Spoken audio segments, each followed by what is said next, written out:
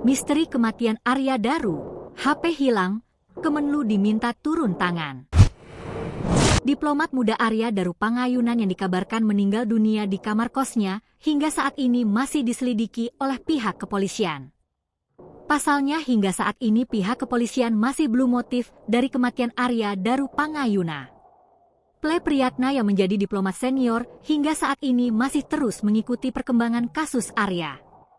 Di mana Ple Priyatna mengabarkan bahwa ternyata handphone, HP, milik Arya ikut raib dan belum bisa ditemukan.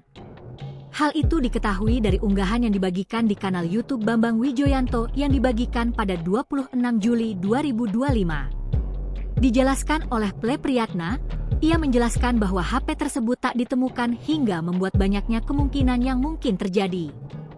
HP tidak ditemukan, HP-nya tidak ada, atau HP tidak ditemukan, saya tidak tahu itu bagaimana.